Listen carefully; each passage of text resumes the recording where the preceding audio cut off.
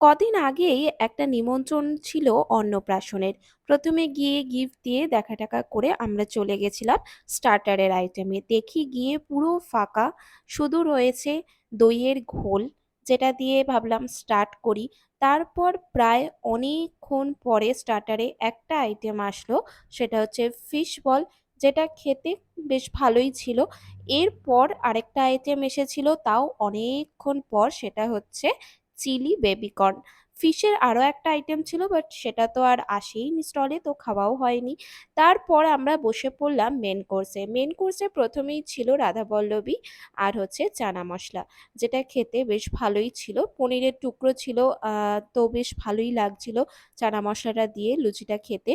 তো এরপরে ছিল হচ্ছে ফিশ ফিঙ্গার, যেটা খেতে ভালোই ছিল। ফিশের পরিমাণের থেকে কোটিংটা একটু বেশি ছিল, বাট তাও এটা টেস্টি ছিল খেতে।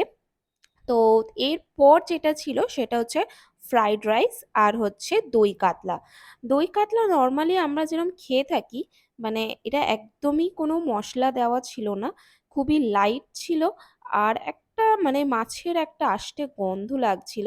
মানে আমি এই জন্যই এই এক্সপিরিয়েন্সটার কথা বলছি, কারণ আমি অনেক জায়গায় দই কাতলা খেয়েছি, আমার খুবই ভালো লাগে দই কাতলা খেতে। আমি অনেকবার বানিয়েওছি নিজে। বাট এখানে আমার মাছের কোয়ালিটিটা খুব একটা ভালো লাগেনি, মানে অনেকটা হয় না ডিপ ফ্রিজে রেখে দিয়ে, মানে মাছটা অনেক চালানি মাছ যেটাকে বলে, তো মাছটা খুব একটা ভালো কোয়ালিটি ছিল না। এরপরে ছিল চিলি ফিশ, মানে চিলি চিকেন যেরকম হয় সেরকমই চিলি ফিশ ছিল এখানে। তো চিলি ফিশটা আমার দেখে তো বেশ ভালোই লাগছিল, এই জন্য আমি দেখবে দুবার নিয়েছি। প্রথমে নিয়ে আবার দুবার নিয়েছি, ভেবেছি খুব ভালো হবে। তো এই চিলি ফিশ, মানে চিলি ফিশটা পুরো একদম পচা মাছের একটা গন্ধ ছিল। মানে ক্যাটারিংয়ে কি পরিমাণে মানুষকে মানে বুদ্ধু বানায় আর কি, যাই হোক। তো এরপরে ছিল চাটনি আর পাঁপড়, যেটা খেতে ভালোই ছিল। মিষ্টি আর দু রকমের মিষ্টি ছিল। তো দুটো মিষ্টি বেশ ভালো ছিল, সন্দেশটা তো আমার খুবই ভালো লেগেছে, আর আইসক্রিমও ছিল। তো ক্যাটারিংয়ের খাবার দাবার মাঝে মধ্যে খুবই খারাপ হয় রান্না বান্না, বাট মাছের কোয়ালিটি বা মাংসের কোয়ালিটি আমি কোনোদিন দেখিনি এতটা খারাপ হতে।